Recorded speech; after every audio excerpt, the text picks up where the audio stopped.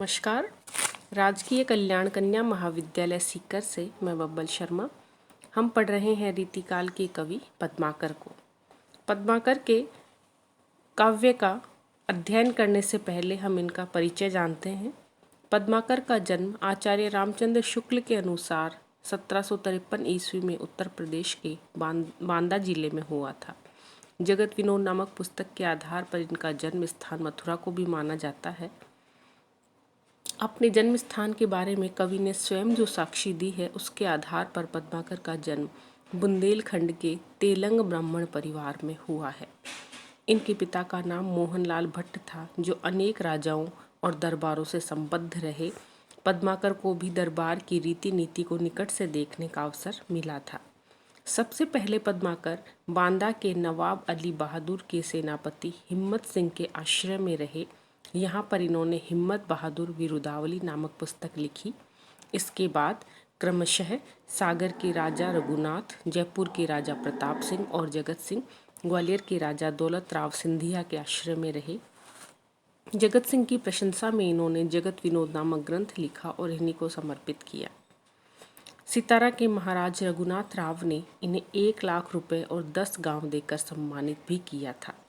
जगत सिंह ने इन्हें 12 हाथी, 12 गांव और 12 स्वर्ण मुद्राएं प्रदान की थी। इन्होंने जीवन का अधिकांश समय जयपुर में बिताया और अंतिम दिनों में कानपुर के गंगा तट पर रहना आरंभ कर दिया था।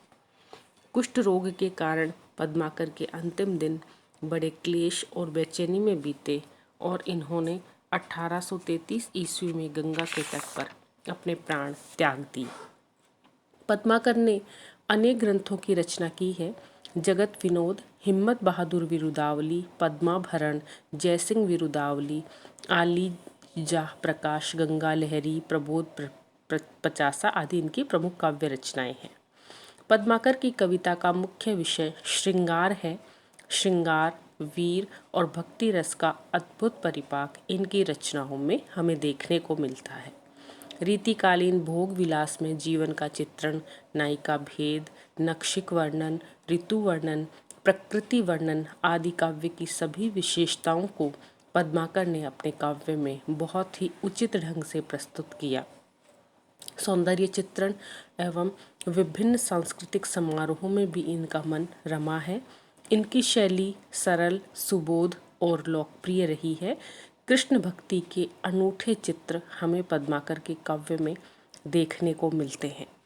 पद्माकर ने प्रकृति के अनेक चित्रण ऐसे किए हैं जिनसे हमें ये सिद्धहस्त कवि प्रतीत होते हैं। बसंत ऋतु का चित्रण हमारे मन में पढ़कर बहुत रमता है। इनकी भाषा ब्रज है। कवित्व और सवैयों के माध्यम से इन्होंने काव्य को अत्यंत प्रवाहमय रूप दिया है। अनुप्रास, यमक आदि अलंकारों के साथ साथ अर्थालंकारों का प्रयोग भी इनके काव्य को जीवंत बनाता है। मुहावरों के अलावा नीति परक लोकोक्तियों का भी बहुत सुंदर प्रयोग इनके काव्य में हमें देखने को मिलता है। इस तरह से हम कह सकते हैं कि पद्माकर की भाषा सधी हुई, सरस और मोहक है। तो आइए हम चलते हैं पद्माकर की काव्य यात्रा की ओर। ऋतु वर्णन में हम इनका पहला कवित्व देखते हैं। कूलन में केलिन, कछारन में कुंजन में, क्यारिन में कलिन, कलीन किलकंत है। कही पद्माकर परागन में, पौन हूँ में पानन में, पिकन पलासन पगंत है। द्वार दिशान में, दूनी में देश देशान में, बीथिन में ब्रज में, नबेलिन में बेलिन में, बनन में बागन में बगरो बसंत है। बसंत ऋतु का बड़ा ही सजीव, बड़ा ही सुंदर चित्रण अनुप्रास अलंकार के माध्यम से हम इस पद में देखते हैं। कूलन में यानी नदी के किनारों पर। केलिन चारों तरफ जो लताओं की झुरमुट बने हुए हैं, केलियां बनी हुई हैं उनमें। कछारन में नदियों के किनारों पर। कुंजन में और लताओं के जो झुरमुट हैं, जो झोंपड़ी जैसे छोटे छोटे ठंडक वाले और छाया वाले स्थान बन जाते हैं और लताओं के झुंडों से, उन कुंजों में। क्यारिन में, क्यारियों में। कलिन कलीन किलकंत है। कलीन बड़ी ही सुंदर, बड़ी ही सुरुचिपूर्ण कलियां हैं, वो भंवरों के माध्यम से किलंगती हुई, अर्थात चारों तरफ भंवरे गुंजायमान हैं, कलियां खिल रही हैं। बसंत ऋतु का बड़ा ही सुंदर दृश्य देखने को मिलता है। कहई पद्माकर, पद्माकर कहते हैं परागन में पौन हूँ मैं। पराग अर्थात पुष्पों के मध्य पीले रंग का जो पराग, जो मकरंद है, उस मकरंद में पौन हूँ में, वायु में, हवा में, पानन में, प्रत्येक पत्ते पत्ते में, पिकन कोयल, पलासन पगंत है, और पलाश के फूलों में भी चारों तरफ बसंत ऋतु फैली हुई, बसंत ऋतु का सौंदर्य है वो पसरा हुआ दिखाई देता है। अर्थात पलाश के फूल इसी मौसम में खिलते हैं, पत्ते, पराग, भंवरे गूंजते हुए, चारों तरफ पुष्प खिलते हुए, सुगंधित हवा चलती हुई हमें इसी बसंत ऋतु में प्राप्त होती है। द्वार दिशान में दूनी देश में देशान में, बसंत ऋतु आते ही प्रकृति पर तो यौवन चढ़ता ही चढ़ता है, लेकिन मनुष्यों के मन भी आनंदमयी हो जाते हैं। मनुष्यों का जो यौवन है वो भी इस समय प्रखरता को प्राप्त होता हुआ दिखाई देता है। चारों तरफ प्रेम का मौसम आ जाता है। फागुन का महीना है, इसलिए मौज मस्ती, छेड़छाड़, आनंद से भरा हुआ, रस से भरा हुआ, प्रेम और श्रृंगार से भरा हुआ वातावरण हमें दिखाई देता है। इसलिए यहाँ पर पद्माकर कहते हैं कि द्वार दिशान में, दिशाओं में चारों तरफ गुलाल अबीर उड़ता हुआ दिखाई देता है, मानो बसंत ऋतु का आगमन हो गया हो।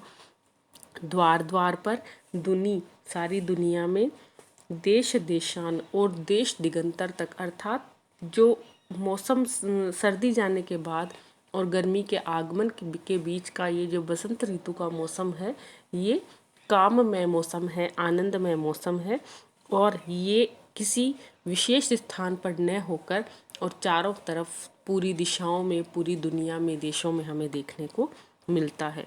देखो दीप दीपन में दीपत दिगंत है। देखो दीप दीपन में, प्रत्येक दीप मालिका में, प्रत्येक जलते हुए दीपक में दीपत दिगंत है, दिगंत दिशाओं तक दीपत, ये बसंत ऋतु है, ये दीप्त हुई, प्रदीप्त हुई, चारों तरफ प्रकाशमयी, आनंदमयी होकर हमें दिखाई दे रही है। बीथिन में, प्रत्येक गली गली में, ब्रज प्रदेश में, नबेलिन में, नई नई जो नव यौवना स्त्रियां हैं उनमें, बेलिन में, और प्रत्येक लताओं में जो किसी वृक्ष से आलिंगनबद्ध होकर अपने पुष्पों को मानो एक स्त्री और पुरुष के समान खिला रही हैं, उन बेलों में, बनन में, वन में, बागन में, बागों में, बगरो बसंत है। बगरो यानी फैला हुआ, या जिस तरह से आम के मंजरी आती है तो हम कहते हैं बग्गर आ गया, तो उसी तरह से जिस तरह से आम के मंजरी आकर चारों तरफ सुगंधित और खुशनुमा माहौल हो जाता है, उसी तरह से बसंत बगराया हुआ, छितराया हुआ, फैला हुआ, या अपनी मनमोहक खुशबू से सबको आनंदित करता हुआ हमें दिखाई दे रहा है। इस तरह से अनुप्रास के माध्यम से बसंत ऋतु का बड़ा सुंदर वर्णन हमें पद्माकर के इस कवित्व में देखने को मिलता है। पद की भाषा ब्रज है और माधुर्य गुण के माध्यम से, श्रृंगार रस के माध्यम से यहाँ प्रकृति का अत्यंत सुंदर चित्रण पद्माकर करते हैं। पद्माकर के अन्य कवित्व का अध्ययन हम अपने अगले वीडियो में करेंगे। तब तक के लिए धन्यवाद।